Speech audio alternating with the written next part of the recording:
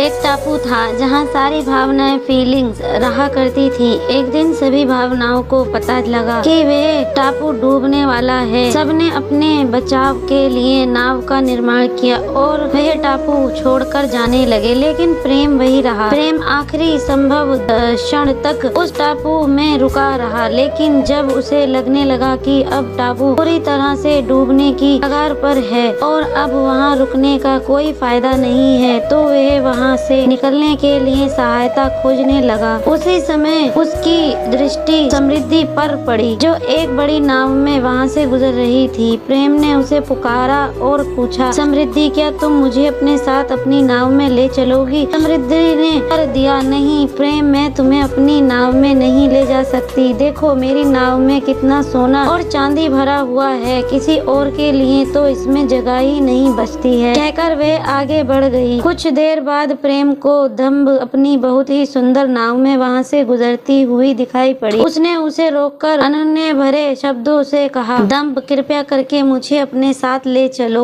उसकी बात सुनकर दम्भ तपाक से बोली, अरे नहीं, तुम तो पूरे भीग चुके हो। तुम्हारे मेरी नाव में आने से मेरी सुंदर नाव खराब हो जाएगी। फिर वह अपनी आंखें फेर कर आगे बढ़ गई। उदासी भी निकट ही थी।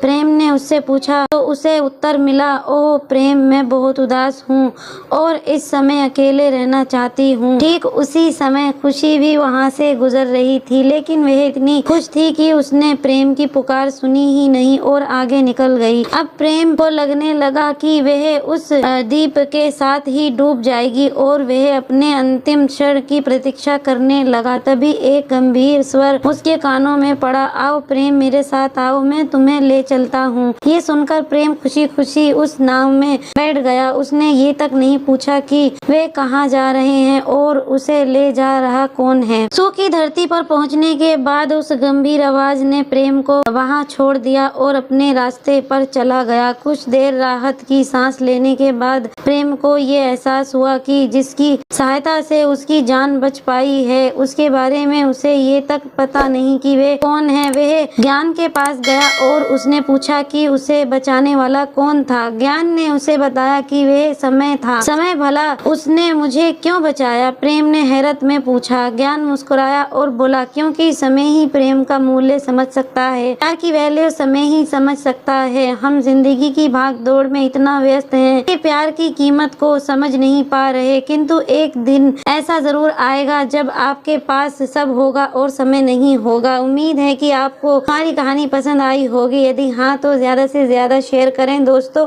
आपको हमारी कहानी कैसी लगी हमें कमेंट करके जरूर बताएं और हमारी डेली अपडेट पाने के लिए हमें सब्सक्राइब और बेल नोटिफिकेशन ऑन जरूर करें और स्टोरी पसंद आए तो लाइक भी जरूर करें। Thanks for watching.